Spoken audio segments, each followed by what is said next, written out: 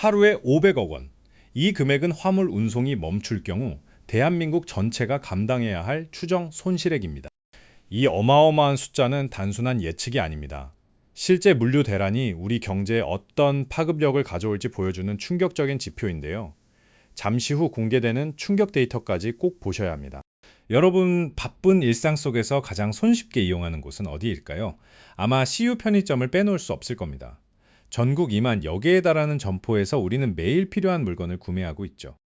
하지만 이 모든 편의점 상품들이 진열대에 오르기까지는 보이지 않는 곳에서 땀 흘리는 분들이 있습니다.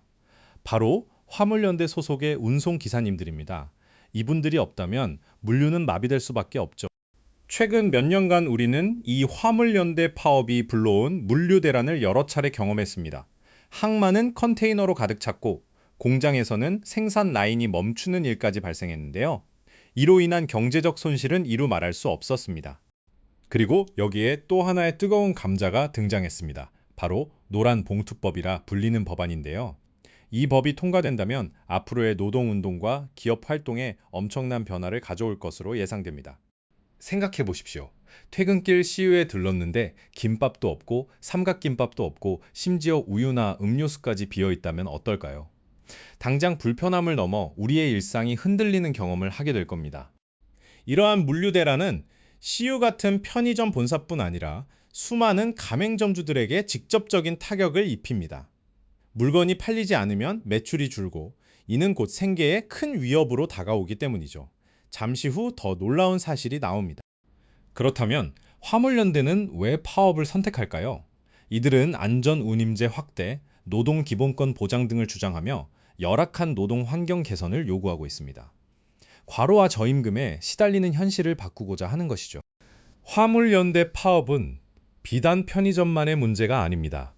자동차 부품부터 건설 자재, 심지어 수출입 물동량까지 모든 산업의 혈액과도 같은 물류가 멈춰 서는 겁니다. 이건 마치 동맥경화와도 같습니다. 이제 노란봉투법에 대해 좀 더 깊이 들어가 볼까요?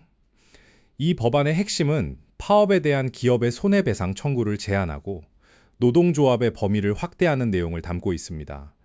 기존의 법과는 분명히 다른 점이죠. 찬성하는 쪽에서는 노란봉투법이 노동자의 단체 행동권을 보장하고 기업의 무분별한 손배소 남용을 막아 노동 3권을 실질적으로 보장한다고 주장합니다.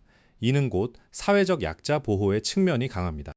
하지만 재계에서는 기업의 경영권을 침해하고 불법 파업을 조장하여 산업 현장에 혼란을 야기할 것이라고 강하게 반발하고 있습니다.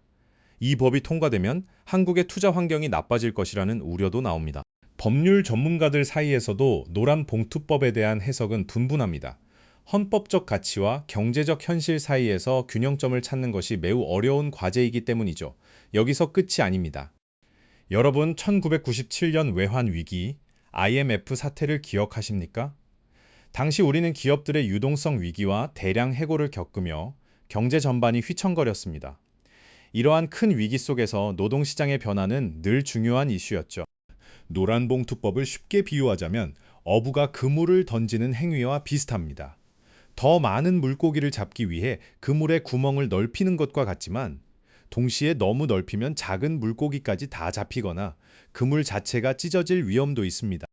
화물연대와 같은 주요 운송 주체가 노란봉투법의 보호를 받게 되면 앞으로 파업의 강도나 빈도가 더욱 커질 수 있다는 분석이 나옵니다. 이는 곧 한국 경제의 취약성으로 이어질 수 있습니다. 물류가 원활하지 않으면 당장 제품의 운송 비용이 상승하고 이는 고스란히 소비자 물가 상승으로 이어집니다. 안 그래도 높은 물가에 고통받는 우리 서민들에게는 이중고가 아닐 수 없습니다.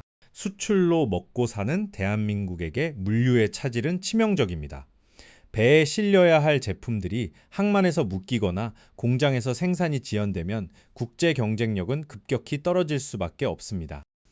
기업들은 이러한 불확실성에 대비해 생산 기지를 해외로 이전하거나 자동화 시스템에 대한 투자를 늘릴 수도 있습니다. 이는 장기적으로 국내 일자리 감소와 산업 공동화를 초래할 위험도 있습니다. 정부 입장에서도 딜레마입니다. 노동자의 권리 보장과 함께 기업의 활동을 위축시키지 않는 선에서 균형을 찾아야 하기 때문이죠. 과연 어떤 해법이 나올지 주목할 만합니다. 결론적으로 CU 편의점의 빈 진열대는 단순히 물건이 없는 것을 넘어 화물연대의 파업, 그리고 노란봉투법이 한국 경제 전체에 미칠 수 있는 복합적인 영향을 상징합니다. 세 번째 이유가 가장 충격적이었습니다. 이 문제는 단순히 노사 간의 갈등을 넘어 우리 사회의 지속 가능한 성장을 위한 중요한 시험대가 될 것입니다. 노동의 가치와 시장의 효율성, 두 마리 토끼를 어떻게 잡을 것인가 하는 숙제가 남았습니다. 여러분은 CU의 빈 진열대가 의미하는 바, 그리고 노란봉투법이 한국 경제에 가져올 변화에 대해 어떻게 생각하십니까? 댓글로 여러분의 소중한 의견을 들려주세요.